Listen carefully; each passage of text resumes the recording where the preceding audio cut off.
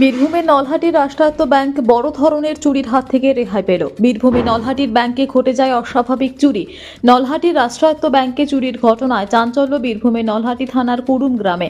জানা যায় জানালা ভেঙে ব্যাংকে ঢুকে দুষ্কৃতীরা ব্যাংক থেকে হার্ড ডিস্ক খুলে নিয়ে চলে যায় বলে সূত্র মারফত খবর পেয়ে তড়িঘড়ি ঘটনাস্থলে আসে নলহাটি থানার পুলিশ। হার্ড ডিস্ক ছাড়া কোনো জিনিস খোয়া যায়নি বলে ব্যাংক কর্মীদের দাবি। তবে আদৌ কিসের হার্ড ডিস্ক খুলে নেওয়া হয়েছে, সিসিটিভি ক্যামেরায় নাকি ব্যাংকের কোনো পার্সোনাল কম্পিউটারে, তা এখনও জানা যায়নি। ব্যাংকের হার্ড ডিস্ক শুরু হয়ে যাওয়ায় ব্যাংকের সমস্ত ধরনের কাজকর্ম বন্ধ। ব্যাংক কর্মীদের পক্ষ থেকে জানানো যাচ্ছে এমনটাই। ব্যাংকের পরিষেবা বন্ধ থাকায় সমস্যায় ব্যাংকের গ্রাহকেরা আসছেন, পরিষেবা না পেয়ে ফিরে যাচ্ছেন।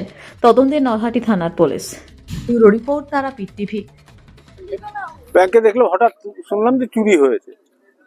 তারপরে পুলিশ আসলো, পুলিশরা ইনভেস্টিগেশন করছিল। তারপরে যা পুলিশের ব্যবস্থা, আমরা তো বাইরে থেকে আছি, বাইরে থেকে কি আর বলবো। ব্যাংক মোটামুটি আপনি ধরুন 50। না, এরকম চুরি হয়নি। না না, কিভাবে হলো দেখি পিছনে জানলা ভেঙে চুরি করেছে। কি চুরি হয়েছে শুনলেন? মোটামুটি শুনলাম যে হার্ড ডিস্ক না কি একটা থাকে নাকি, ওইটাই নাকি নিয়ে পালিয়েছে। আর ক্যামেরা নিয়ে পালিয়েছে একটা, এই শুনেছি। মানে ভল্ট ভেঙে চেক পাইছে? না না না, ম্যানেজার এসেছিল? ম্যানেজারবাবু ছিলেন।